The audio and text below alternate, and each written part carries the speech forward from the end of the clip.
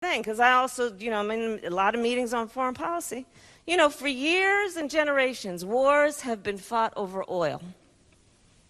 In a short matter of time, they will be fought over water. All right, guys. So that was Kamala Harris, basically saying the quiet part out loud about why we fight wars, and she basically said this last week, right? And 1 week later, we have Joe Biden basically announcing that he's going to miss the May deadline that President Trump set in order to withdraw from Afghanistan. Okay, if you guys remember, the Trump administration has been trying to pull out of the Middle East for a long time. Right now, he has progressively pulled troops out over time. However, the military-industrial complex is strong. Okay, it's strong. So, he really didn't have that much power in regards to being able to pull everybody out, right? When he wanted them to come out, right? There was always some type of excuse. Oh man, the conditions are bad on the ground. The Taliban this and this, that, and the other, okay? There was always an excuse, right? But he did set a May 1st deadline for this year. Now, obviously, since Biden's in office, it is now up to him in terms of whether or not he's going to honor that deadline. And it came out today that Biden's not going to do so. But he did set a deadline for September 11th in order to leave Afghanistan. Let's read a little bit more here. President Biden will withdraw all U.S. troops from Afghanistan by September 11th, effectively winding down the conflict 20 years after it began, officials said. Mr. Biden is expected to formally announce the decision Wednesday, officials said, revising a Trump administration plan for withdrawal by May 1st. The U.S. is coordinating the withdrawal with North Atlantic Treaty Organization allies, which now contribute the bulk of forces to the conflict, officials said. In making his decision, Mr. Biden determined that al-Qaeda and affiliated groups no longer pose a threat to the American homeland and that keeping U.S. forces in Afghanistan is no longer necessary, officials said. Unlike other withdrawal plans, the drawdown by September 11th is a hard deadline, not a target based on conditions on the ground, the officials said. Quote, the president has judged that the conditions-based approach that has been the approach over the last 2 decades is a recipe for staying in Afghanistan forever, a senior administration official said. Instead, American forces will be dispersed across South and Central Asia, enabling the Biden White House to say it will maintain a robust regional military and intelligence gathering capability to monitor Afghanistan while all but ending the conflict. Officials said U.S. forces would be repositioned so that significant assets remain in the region to counter any potential reemergence of a terrorist threat to the U.S. In doing so, U.S. officials were mindful of the Obama administration's decision in 2011 to pull all but 1,000 forces out of Iraq, only to redeploy forces to the region later to fight the rise of the Islamic State. While pulling out U.S. forces, officials said Washington remained deeply engaged with Kabul, using diplomatic, humanitarian, and economic measures to keep the government afloat and ensure some protection for women and girls in Afghanistan, officials said. The troop drawdown itself, which will occur over the next 6 months, could imperil American forces, but officials said the U.S. had made clear its position to Taliban leadership. Quote, we have told the Taliban in no uncertain terms that any attacks on the U.S. troops as we undergo a safe and orderly withdrawal will be met with a forceful response, the official said. More than 3,500 American troops are currently in Afghanistan, with another 6,500 NATO troops stationed there. Officials said the remaining American troops will be deployed out of Afghanistan over the course of the next several months. All right, so there you have it. Okay. The Biden administration says they're going to set a deadline for September 11th. Obviously, this is iconic with 9/11 in terms of why he's doing this. Now, let's take a listen at Mitch McConnell's response to Biden pulling out. Moments ago, new reporting suggests the Biden administration plans to turn tail and abandon the fight in Afghanistan. Precipitously withdrawing U.S. forces from Afghanistan is a grave mistake. It is a retreat in the face of an enemy that has not yet been vanquished, an abdication of American leadership.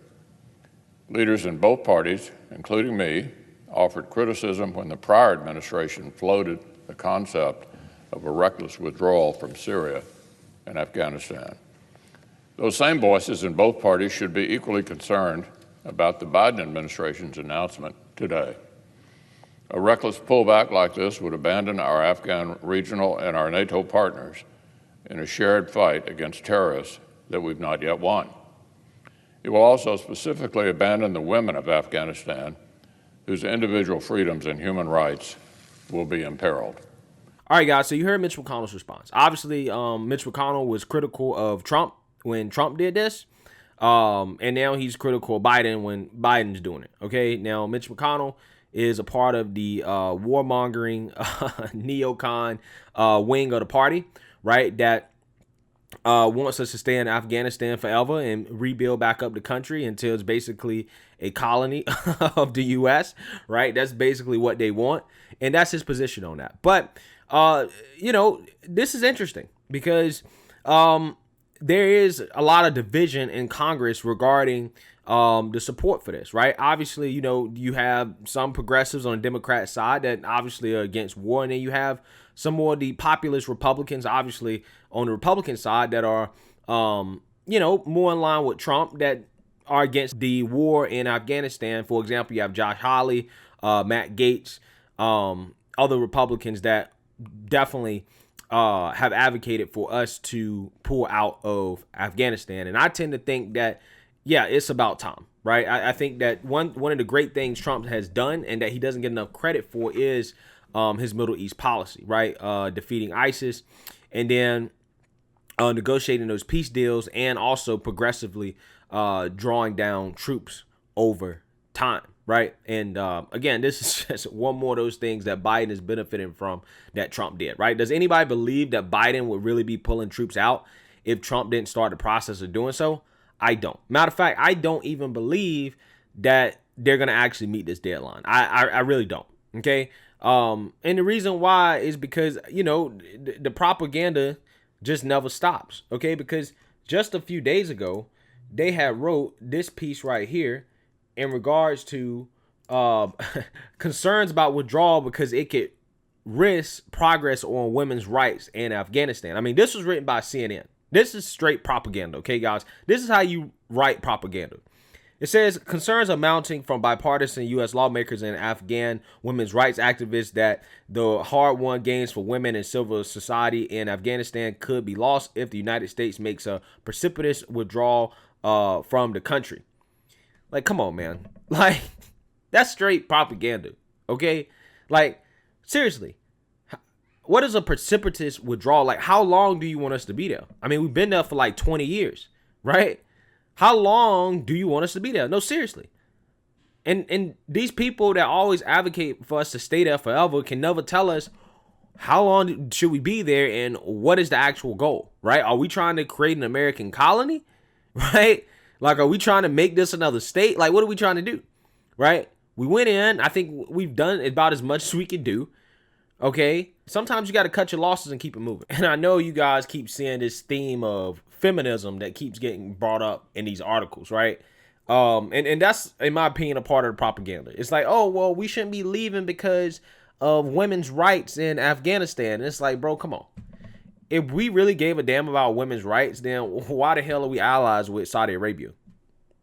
I mean, women can barely drive cars over there. I mean, they just fought for that right.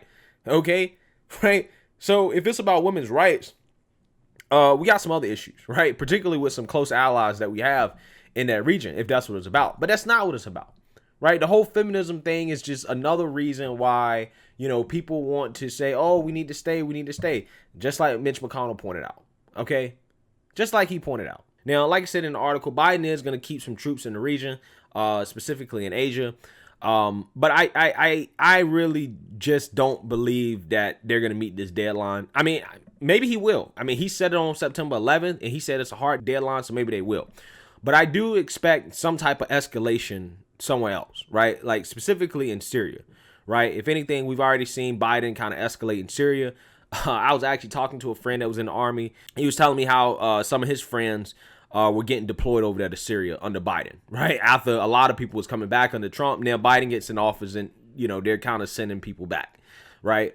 Specifically Syria. So, you know, Who knows? Remember at the beginning of this video, Kamala said that, you know, wars are not going to be fought over oil anymore, and they're going to be fought over water. Syria just so happens to be going through a historic drought right now, in which there's a massive water shortage, which, you know, some people say is contributing to the crisis in Syria and the war in Syria. Okay, so she could be trying to tell us something, guys. She could be trying to tell us something. Like I said, Biden may follow through on this, but I would expect that he probably is going to escalate somewhere else, specifically Syria, but we'll see. So let me know what you guys think. Make sure you like, comment, and subscribe. Most importantly, share a Black conservative perspective. Peace.